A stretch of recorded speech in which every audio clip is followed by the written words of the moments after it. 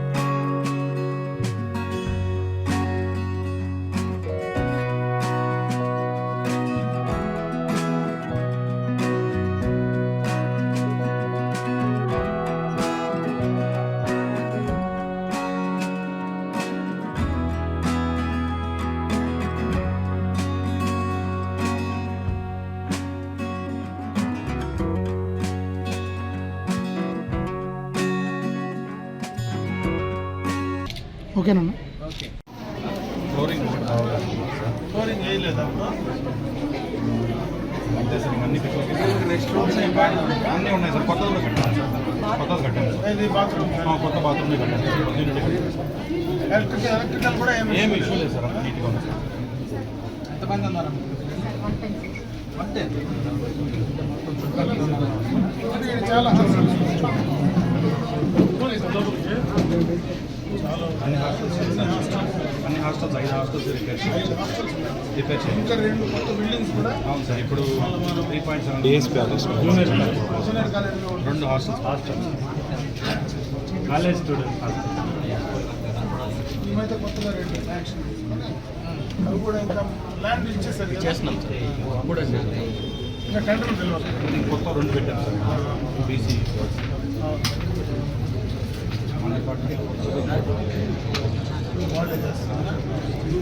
మా పాప ఇంకేముందా మా వాళ్ళు చెప్పండి. మీరు ఎంపీ గారు వచ్చే వాళ్ళు వదిలే అందరూ సార్. ఇదంతే సార్. ఇదే జవహర్ నగర్ డంప్ యార్డుకు వ్యతిరేకంగా నిరసన తెలుపుతున్న బీజేపీ నాయకులను అరెస్టు చేసి షామీర్పేట్ పోలీస్ స్టేషన్ కు తరలించారు. ఈ సందర్భంగా మల్కాజ్గిరి ఎంపీ ఈటెల రాజేందర్ పోలీస్ స్టేషన్లో అరెస్టైన నాయకులకు మద్దతు తెలిపారు. డంపింగ్ యార్డు వల్ల ఆ చుట్టుపక్కల ప్రజలు తీవ్ర ఇబ్బందులు ఎదుర్కొంటున్నారని ఎంపీ ఆవేదన వ్యక్తం చేశారు. ఇక్కడ నుండి ఎంపీగా గెలిచిన డంపింగ్ యార్డుకు వ్యతిరేకంగా సుప్రీంకోర్టులో కేసు వేశాడని, ఇప్పుడు సీఎంగా ఉన్న రేవంత్ రెడ్డి ఎందుకు అడ్డుకుంటలేరన్నారు.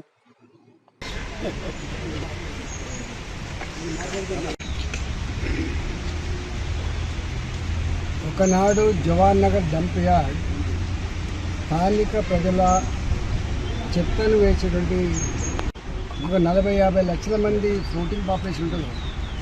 దాదాపు 1.8 దాదాపు 2 కోట్ల మంది చెత్తని ఒకే డంప్ యార్డ్ జవహర్ నగర్ కానీ బాలాజీ నగర్ డంప్ యార్డ్ అవుతుందో 10,000 మెట్రిక్ టన్నుల డంప్ యార్డ్.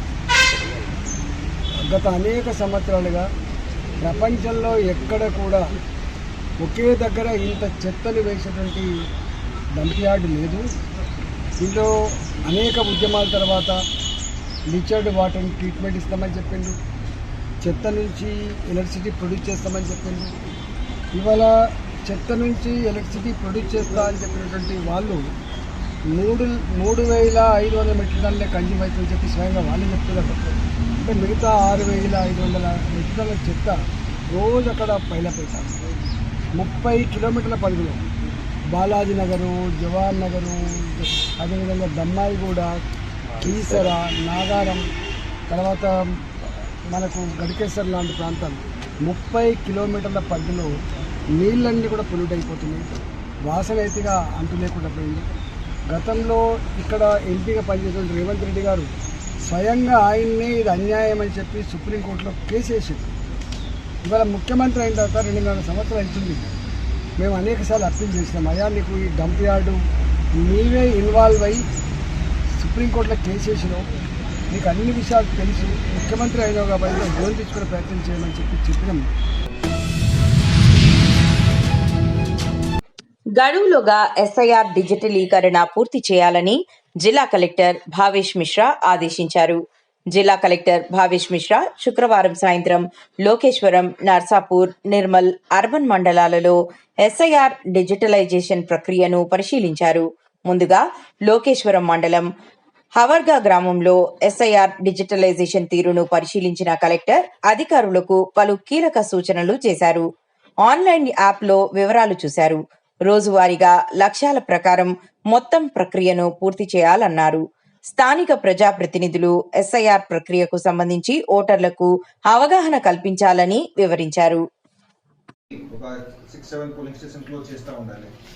టోటల్ మీ దగ్గర ఎన్ని పోలింగ్ స్టేషన్ ఉన్నాయి? Sir total 38 sir. పర్లేదు దాని వస్తుంది. 38లో ఇది 89 క్లోజ్ చేసుకోవచ్చు. ఎన్ని పోలింగ్ స్టేషన్ ఉన్నాయి? ఒకటి. ఇది అందరికి ఫామ్ ఇచ్చేసారమ్మా? ఇచ్చేసారు కదా? ఓన్లీ 2 days కంప్లీట్ అయింది సార్ డిస్ట్రిబ్యూషన్ అయిపోయింది కదా. ఇప్పుడు చాలా ఫాస్ట్గా కొట్టవచ్చు, 2 minutesతో అయిపోతుంది. కరెక్ట్. 2 PS సంబంధించిన కనీసం ఆ ఇంట్లో ఉన్నటువంటి వ్యక్తి సేమ్ పిఎస్లో అన్నిట్లాగా చూడండి, ఫార్మేట్ ఫిల్ చేసి పెట్టేసి అన్నింటినీ బై ఈవినింగ్ అయినా క్లోజ్ అయిపోయింది. రైట్. వాళ్ళు ఉదయం కాల్ చేయకపోయినా, మధ్యాహ్నం లిఫ్ట్ చేయకపోయినా పర్వాలేదు. రాత్రి ఇంటికి పోయిన తర్వాత ఏవైతే కాల్స్ వాళ్ళకి వచ్చినాయి తక్కువే వస్తాయి, అందరికీ రావు. వచ్చిన వాళ్ళకి మాత్రం కాల్ చేసి ఆ రోజు క్లోజ్ చేసేస్తే నెక్స్ట్ డే మార్నింగ్ రిపోర్ట్లో 0 ఉంటుంది. मुन्सिपालिटी में 79 करवाए एरिया 9000 नहीं करवाए काम तो क्या है, लास्ट में अगर नहीं आया अब तो दिखा देंगे सरकार जी बांट दिए ये उसमें बात कर देगा कि नहीं है, वजन नहीं है ना। आप अगर इंस्ट्रक्शन सुन रहे आप लोग जरा घरों में पहुंचाओ मैसेज कि अगर ये टाइम तक अगर साथ बोल रहे अगर नहीं जाए तो सीधा न्याय बोल के देते आप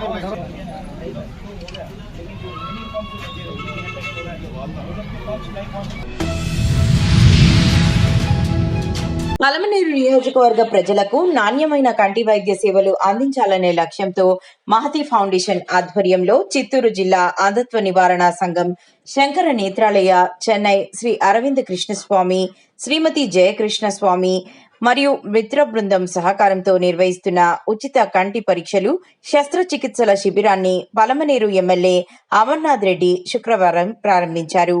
మదనపల్లి రోడ్లోని శ్రీ సాయి బాలాజీ టవర్స్ కిలపట్ల ఆర్చ్ సమీపంలో ఏర్పాటు చేసిన శిబిరాన్ని ప్రారంభించిన ఎమ్మెల్యే అమర్నాథ్ రెడ్డి స్వయంగా కంటి పరీక్ష చేయించుకుని ప్రజల్లో కంటి ఆరోగ్యంపై అవగాహన కల్పించారు.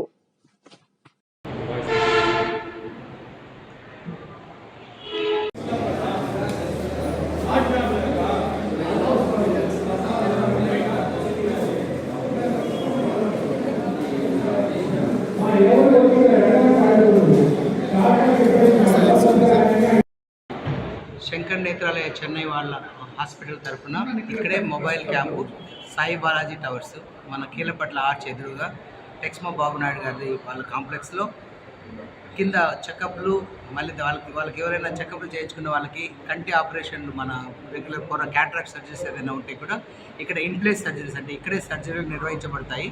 వాళ్ళు వచ్చి రిజిస్ట్రేషన్ చేసుకొని మళ్ళీ వాళ్ళకి కావాల్సిన నెసరీ టెస్ట్లు అంతా చేసిన తర్వాత వాళ్ళు సెలెక్ట్ అయినారు అంటే వాళ్ళకి టోకెన్ లాగా ఇచ్చి మళ్ళీ ఏదో ఒక రోజు వాళ్ళకి షెడ్యూల్ లాగానే వాళ్ళు ప్లాన్ చేసుకుని చెప్తారు. ఇక్కడేం తొందర ఏం లేదు.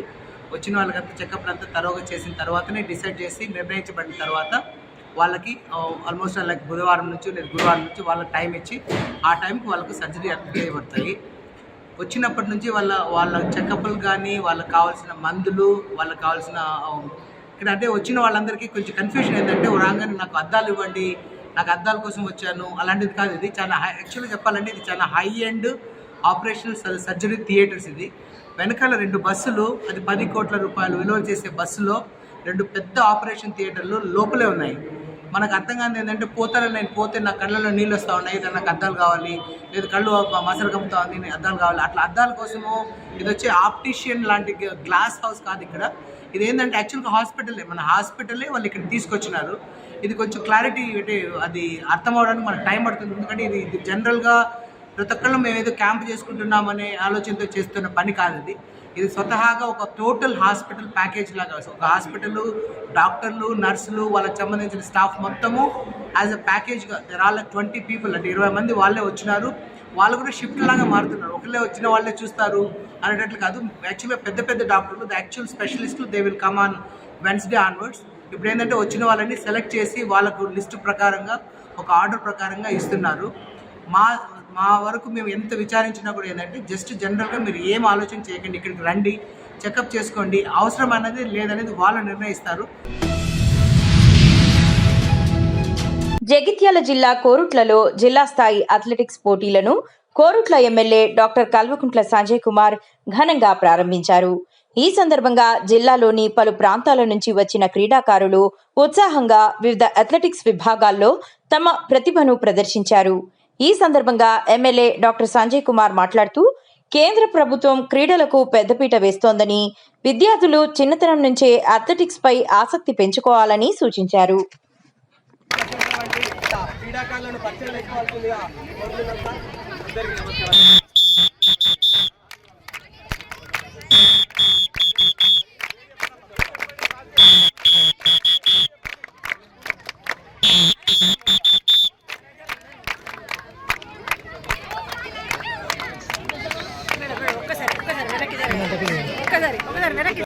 బాయ్కి ఇది ఆర్గనైజ్ చేస్తున్న ముత్యం రెడ్డి గారికి, పెద్దలు గంగాధర్ గారికి, ఈ గంగాధర్ గారికి, కౌన్సిలర్లందరికీ, విచ్చేసినటువంటి పీటీలకు, మా చిన్నారులందరికీ పేరు పేరున నమస్కారం. అందరికీ కూడా థ్యాంక్ యూ.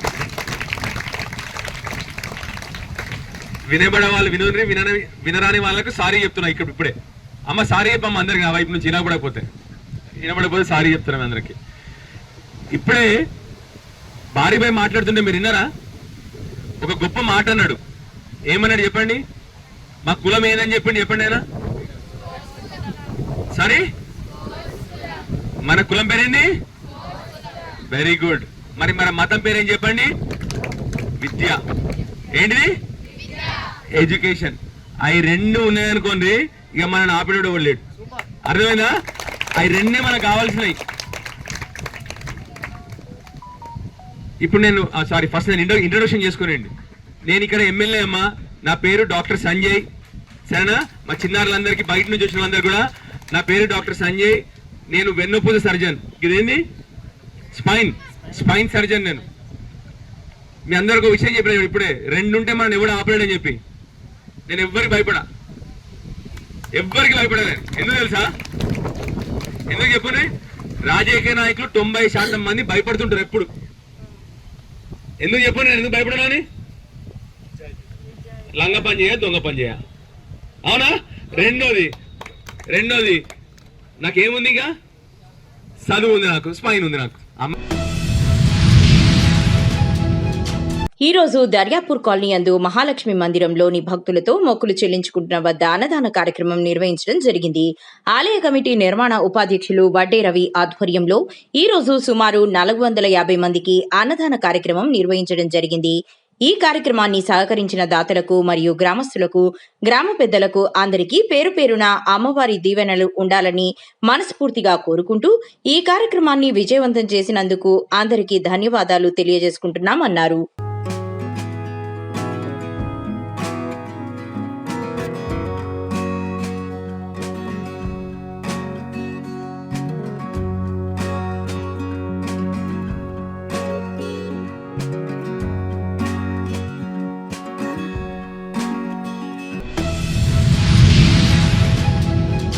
కంటోన్మెంట్ బోర్డుకు రాష్ట్ర ప్రభుత్వం నుండి రావాల్సిన టీపీటీ బకాయిల విషయంపై హైకోర్టు తెలంగాణ రాష్ట్ర ఆర్థిక శాఖ కార్యదర్శి సందీప్ కుమార్ సుల్తానియాను కోర్టుకు హాజరు కావాల్సిందిగా ఆదేశాలు జారీ అయినట్లు మాజీ కంటోన్మెంట్ బోర్డు ఉపాధ్యక్షుడు రామకృష్ణ స్పష్టం చేశారు. కంటోన్మెంట్ బోర్డుకు గత కొన్ని సంవత్సరాలుగా టీపీటీ రూపంలో బకాయి పెండింగ్లో ఉన్న నేపథ్యంలో వెంటనే వాటిని విడుదల చేయాలని ఇటీవల రామకృష్ణ హైకోర్టును ఆశ్రయించగా హైకోర్టు రేపు విచారణ చేపట్టనున్నట్లు తెలిపారు. రాష్ట్ర ప్రభుత్వం నుండి ఆర్థిక శాఖ కార్యదర్శిగా ఉన్న సందీప్ సుల్తానియా కోర్టులో వివరణ ఇవ్వాలని, ప్రతి గడువుకు హాజరు కావాలని ఆదేశాలు జారీ చేసినట్లు వెల్లడించారు.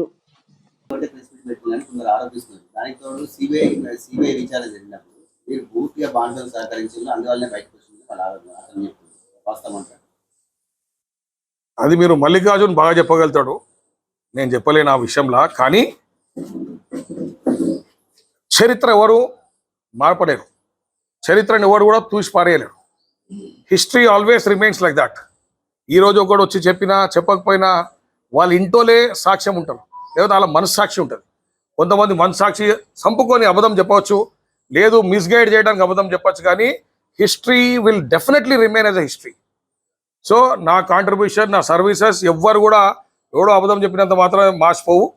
తప్పకుండా ఒకవేళ పనిచేసి ఉంటే డెఫినెట్గా ఆ హిస్టరీ అట్లా ఉంటుంది, వాళ్ళ మనస్సాక్షిగా అయితే తెలుస్తుంది.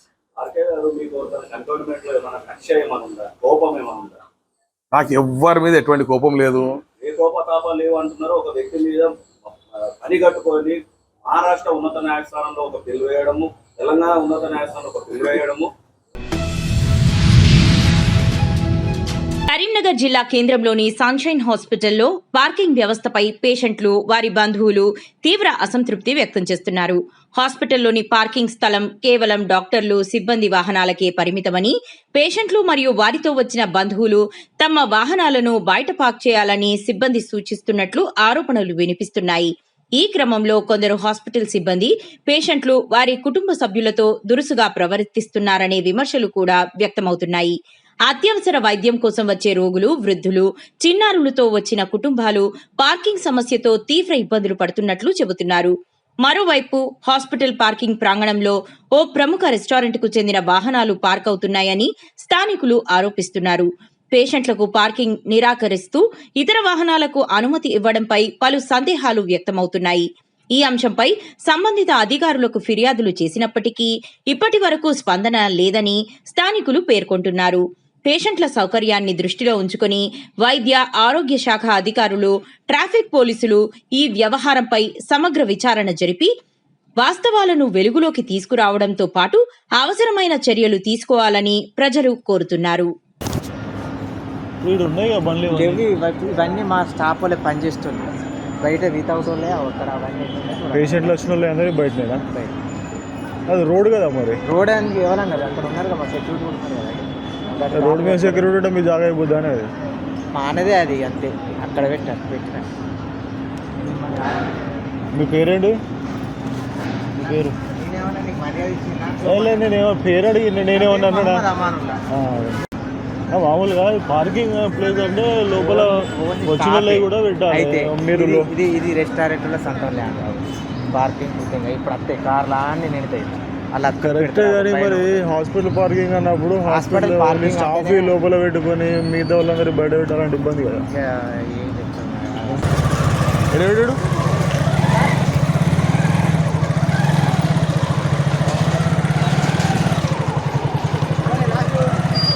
ఎట్రా పొడు కదా అంతా ఎటు చక్కగా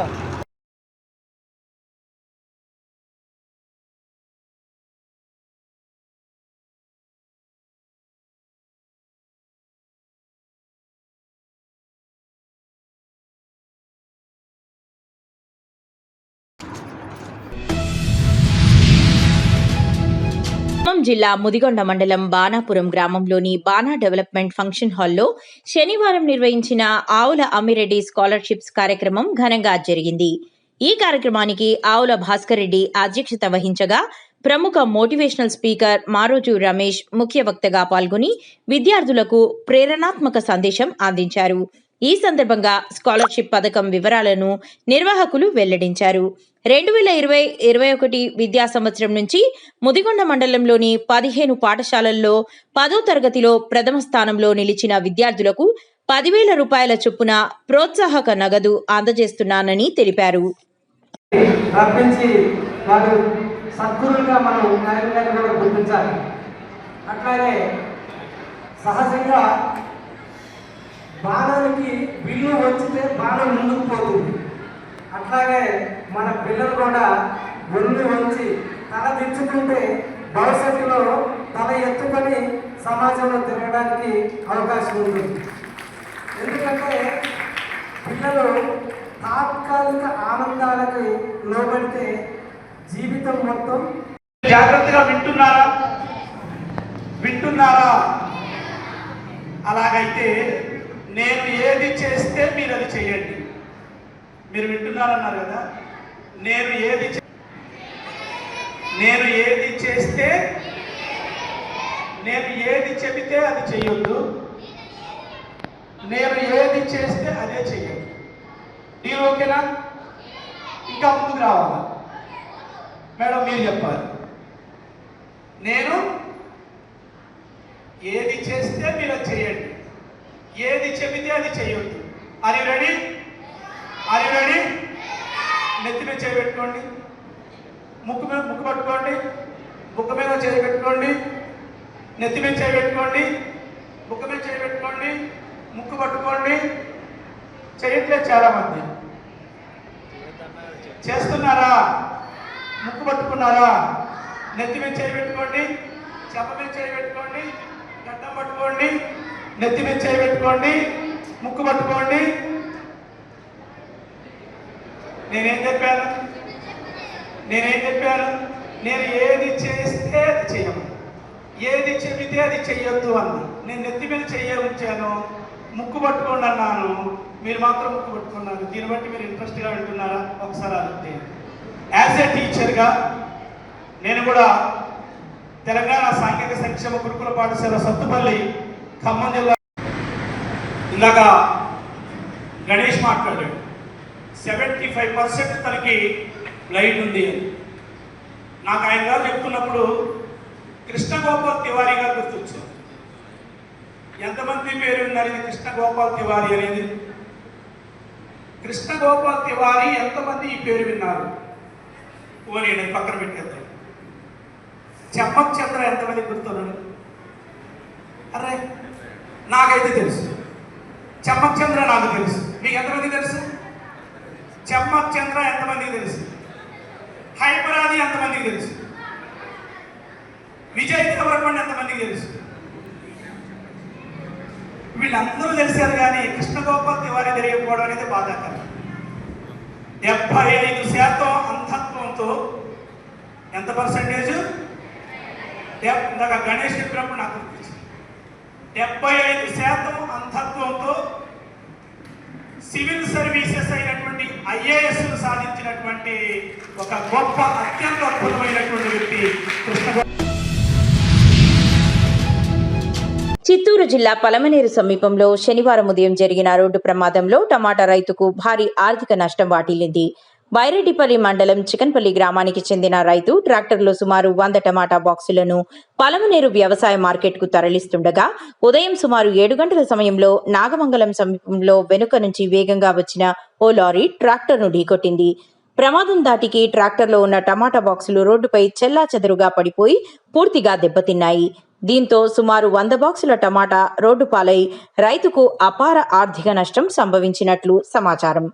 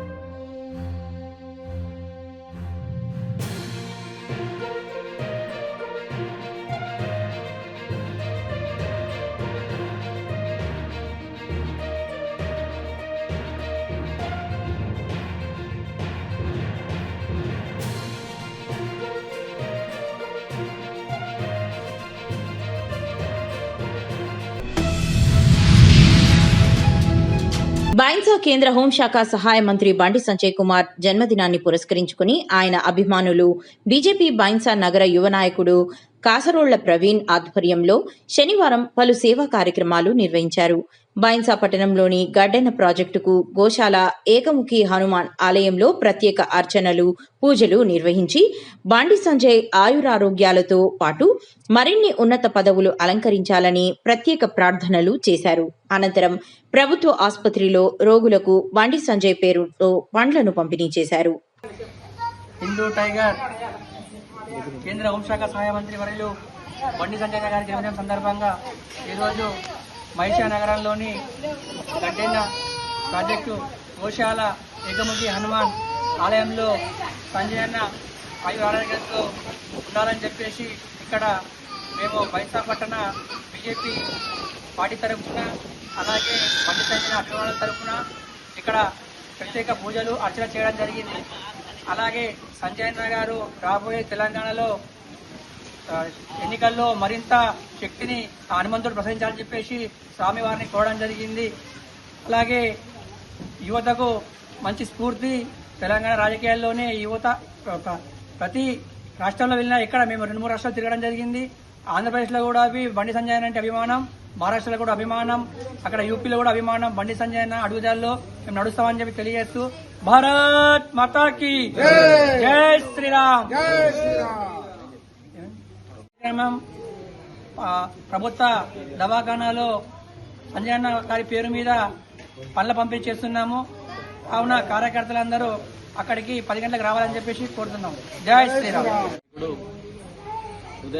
హృదయాల్లో నిలిచిపోయిన నాయకుడు, గ్రామ గ్రామాన బీజేపీని